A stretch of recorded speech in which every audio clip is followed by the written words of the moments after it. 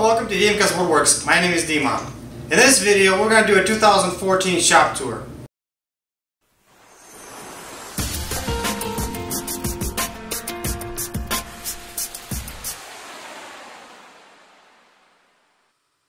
So I live in Minnesota, and for those who live in Minnesota know that we have really cold winters. During the winter time, I wasn't able to get out to the shop and do the stuff that I want to do because I actually park my cars in here. This is a garage slash workshop. All of my stuff is kind of hugging the walls in either on wheels or portable. So last couple of weeks it got really warm, so I was able to reorganize some stuff, put in some new tools, set up my desk collection. So I'm going to go ahead and show you around and see what I've done, and maybe you can catch some ideas for your shop.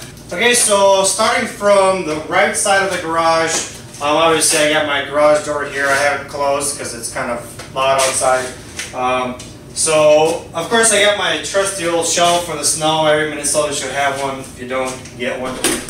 But I'm not here to sell shovels, so I've got my toolbox here that has all my wrenches, my ratchets, hammers, anything that has to do mechanical, like car repair or drill bits. Anything that's not work related is going to be pretty much in here. Also taking up valuable space that I could use for something else, but I'm not going to get rid of it because as soon as I do, I'm going to need them. So right above there, I built this small little rack to store lumber. I try not to keep any lumber on hand because I really don't have any room for it. So I built this to kind of store a small amount up here. Right now I just keep all my scraps up there, and when I don't want, tripping over my feet. So moving on down further, I've got my rigid oscillating belt spindle sander here. This has its own attachment for dust collection, and I'll show you the blast gates that I use in a little bit. But on this little table I've got a sander, and I've got my grinder here set up. This is a Rikon, that low speed grinder from Woodcraft. I use this to sharpen out my chisels. This is a low speed, so it doesn't it's not as aggressive as a high speed.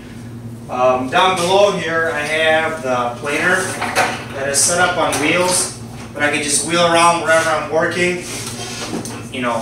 Plug it in, hook up the dust collection, and then when I'm done with it, I just fold out the wings and store it right back, and it's not in my way.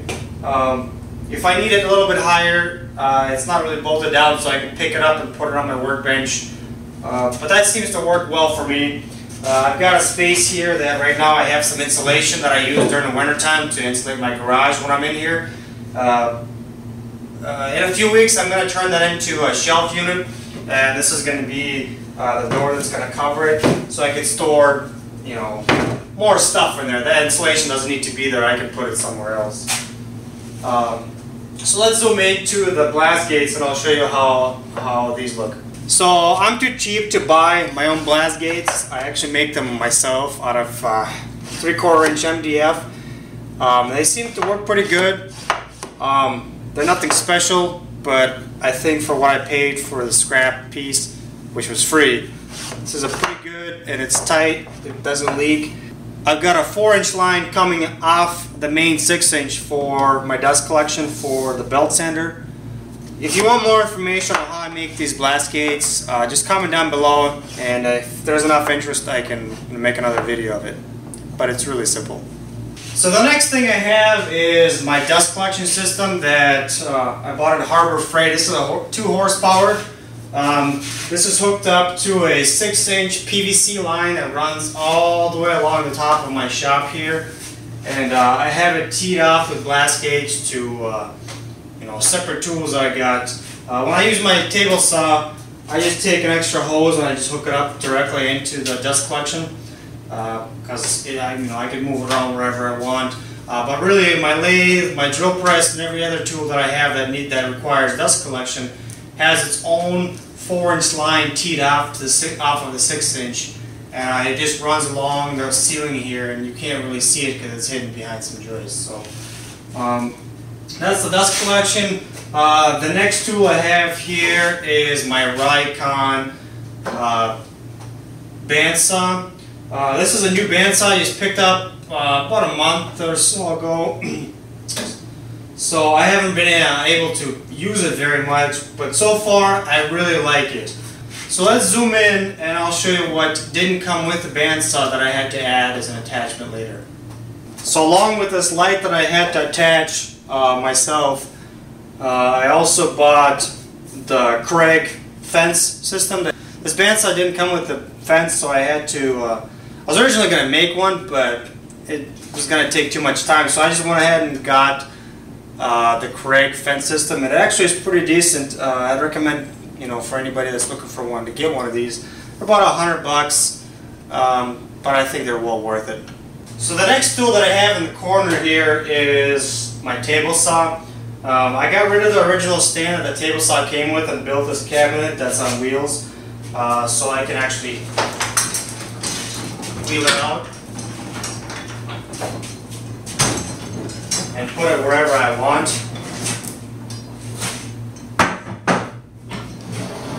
The wing of this table saw is actually MDF wing with some laminate on top. It's got the router built into it. This is a very useful table. I use this all the time. And if you want more information on this, just comment down below and I can answer any questions that you may have. So let's go and move on to the next tool. So here I have a bench built for my lathe. This is a Delta variable speed lathe I bought a few years ago. Everything I have along the wall here has something to do with either pen turning, bottle stopper turning, or anything like that. I've got all my pen kits up here, all my tools hanging right here, some napkins here, my dust collection here, the blast case for the dust collection here. And this is actually a flex hose that I can put anywhere I want, and it'll stick around and suck up whatever dust I have. And when I'm done with it, I just leave it like that. I got a computer here that I can look up any kits, any instructions that I need for any pens, so this is kind of convenient. I can have a computer in here, I can look up whatever I need, any information that I'm looking for. And it's on a swivel, so that way if I'm working at the workbench, I can just swivel around, or use it on a lathe. So I think I've already showed this before, but I'm going to show it to you again. All my pen blanks are all down here next to the lathe. So all I do is just rock this down, and they're all kind of sitting on shelves, so I have all my blanks kind of ready. They're all organized. I try to keep them by species and color, but that's not always, it's not always easy. So if you like this idea, you can go ahead and steal it. I don't mind. If you got any more questions, ask me. I'll try to answer as much as I can. So moving further down the garage, this wall is kind of the front of the garage. So this is where the car's butt up against. So I've got workbenches kind of set up right here. I've got all my sandpaper here, tape measure, any tools that I need. This might not be well organized, but this works for me. Once again, I got the computer here set up for me. This area right here is kind of mainly used for casting pen blanks. Here you see some oak cast and aluminite. This is a coil blank. I use a pressure pot along with my compressor here, and we do some awesome things. I've got a yellow here. So pretty much that's what this area is for, is just a general workbench, mostly for casting though. I've got an area down here that I just kind of put stuff in, but I think I'm going to reorganize this to put kind of shelves and more storage area, kind of like a cabinet look. Put doors so it kind of looks a little bit neater. But I got my compressor, little roller blades, don't belong there. Just some some toolboxes here. I've got my Alumilite resins all down here, my heater down here, my charging station. So it's kind of organized to what I want it. So that's pretty much, again, this is for stabilizing, or this is for casting area. So I just showed you where I do most of my casting, and this table is kind of attached to it, so it's kind of like an L shape. I've got a drill press here that is attached to a dust collection that once again has its own blast gate. I have some storage area down here, a little press here. I got my vacuum down there and some of my heaters. And again, this I would like to have as a cabinet. It doesn't look like that for now, but I've got pegboards, drills. Pretty much everything I need for drilling would be right here. So this is kind of like to the left of my garage. This bench I just built a few weeks ago, and it kind of stores multiple things here. So the first thing you can see is I got a CNC engraver here, so I can engrave little custom stuff. It's got its own computer to run that engraver. The next thing I have here is my stabilizing chamber that I stabilize my own pen blanks. And if you want more information on this, on how I built it, I have a video on my channel, so if you haven't seen it, check it out. Down below here I have an actual wood burning fireplace, so this is where I keep all the firewood and scraps of wood that will eventually burn during the winter time. Up above here I have a shelf that kind of stores all my exotic woods. No pen blanks, mostly peppermills, calls. I've got some exotics up there that are kind of saving for special occasion. Let's see what else. I think that's pretty much it. So I got one more thing to show you. It's a really new thing that I got set up. It's my bushing storage system. I actually accidentally found these at a surplus warehouse, and I'm really proud of it. I haven't seen these anywhere else, so if these look kind of cheesy, sorry, but I'm going to show you what I've done and glow a little bit, so let's check it out.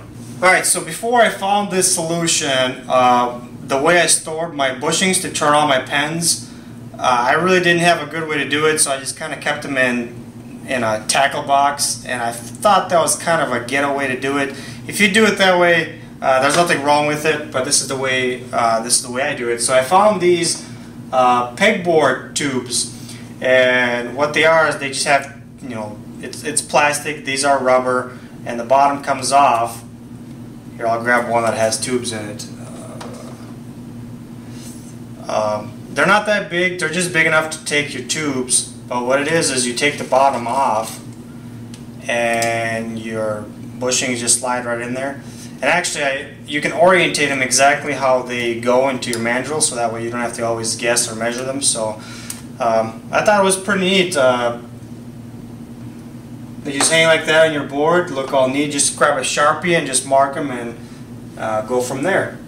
So I hope you like that idea, and if you want more information, I can answer your questions as best I can, but I don't know where to find these.